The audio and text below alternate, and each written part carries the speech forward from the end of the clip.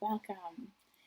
So, this is an introduction to inner child work, and you may be asking, what is inner child work, since there's so much conflicting information out there. And inner child work is about being able to really get your hands on maybe some limiting beliefs, some emotions that are not helping you to thrive in your world, correcting different perceptions that maybe are not in alignment with some of the realities that are actually happening around you, and being able to take those and bring them into a place that help you to thrive in your world. My name is Linda Melanson, and I have been facilitating inner child work for the last 2 years. And I've really come to understand that our childhoods and the families that we're born into are really the training grounds to help us to thrive. We just lose track of that over time because of different programming in our society or limiting beliefs that we gain along the way. And they move into our subconscious mind. So, as we're children, growing up through all of these experiences, and even having parents who also have wounded inner children, that gets passed on to us.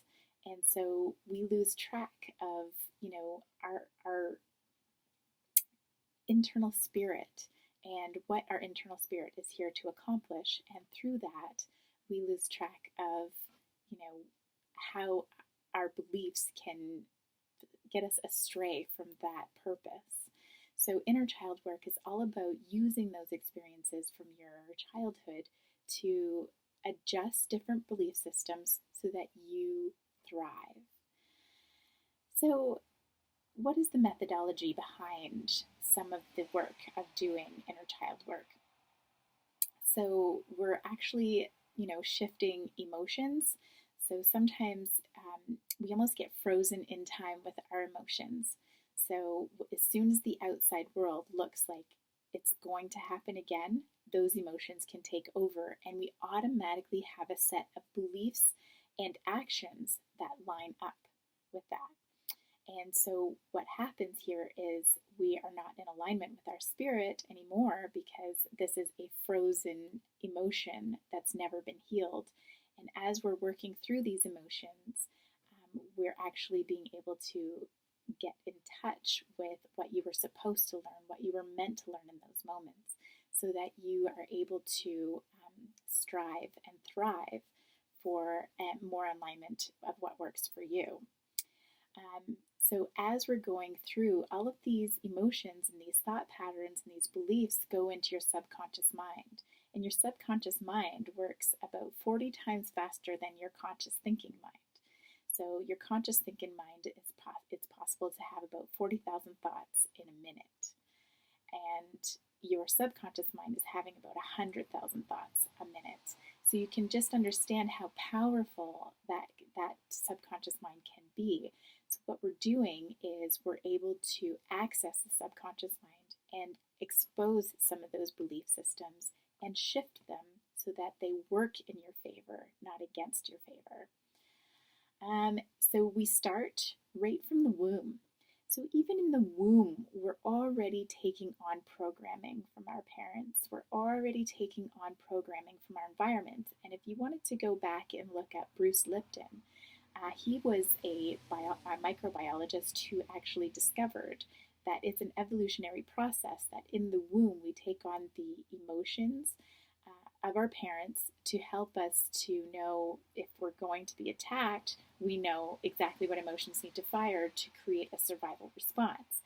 What's happening in our society today is this particular type of evolutionary process is not serving us anymore. So when we go back to the womb, we're actually allowing ourselves to become more aware of some of the emotions mom and dad were going through and allowing us to clear some of those out. When we get into birth up to 9 years old, we're actually working more on our emotional intelligence. Now, if we have very highly emotional intelligent parents, we get a very wide range of emotional language that we're learning through these years. unfortunately, a lot of the adults around us just don't have that. So we miss out on so many different conversations, so many different types of awarenesses that we needed through those developmental periods to be able to take our emotions and really understand and hear the teachings behind what they're trying to give us. When we go in from 10 years old to 18 years old, we're going on a much more masculine side. This is where we develop our belief systems. So a lot of the beliefs, so our emotions are now the first layer, and then now the second layer is our beliefs. So as our emotions are starting to fire, our belief system, so our mind starts to say, oh, okay, this and that is happening in the world. When we're feeling this, this must mean this and that, and this is true. And so we start to have all of these different types of belief systems inside of us that may not be completely in alignment with what the emotion is actually trying to accomplish by firing. When we get into 19 to 25 years old, now we're starting to adapt into adulthood. And this is where we really start to see love blocks and abundance blocks. And we're able to get in touch with what keeps us from being able to thrive into our purpose as adulthood, into our adulthood. So, how did I come to this? I started doing inner child work when I was about 15 years ago now. And it's really helped me to develop in a lot of different modalities over the years, like neurolinguistic programming, forgiveness therapy, numerology are all major players when I'm doing this work with you, and allowing to tap into your subconscious mind with these modalities using meditation and visualizations as well, and using a base knowledge that already exists in your mind. And as we're working through and discovering what already exists, we are building more information and things that you needed along the way in your development. And so, really realizing that you are worth this type of work may be a bit of a challenge at times. So there's different things that can block us from being able to take the step and move into a direction that allows us to take the reins and really step into who we are here to be. You know, there's so many excuses that we can come up with, like time, money, maybe it's just confusing. And if it is, please reach out and set up a discovery call with me so we can meet one-on-one. And allow yourself to be open that this is something that could possibly work for you. If you're interested in checking out some more resources, you can check out Homecoming and Championing the Inner Child from John Bradshaw. That was a huge, powerful tool for me when I first started. Another book is The Power of Attachment by Diane Poole.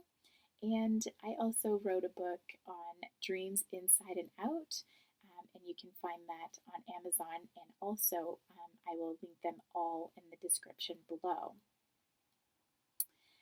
So thank you so much for your time, and I hope that this was something that gave you a little bit of a base idea of the power that inner child work can have for you.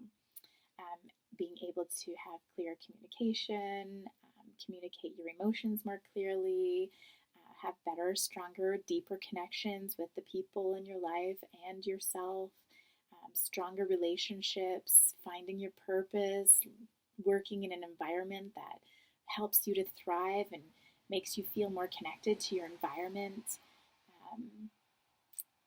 And understand what are your abundance blocks, what are your love blocks, help you to understand who you are inside and use that knowledge to your power.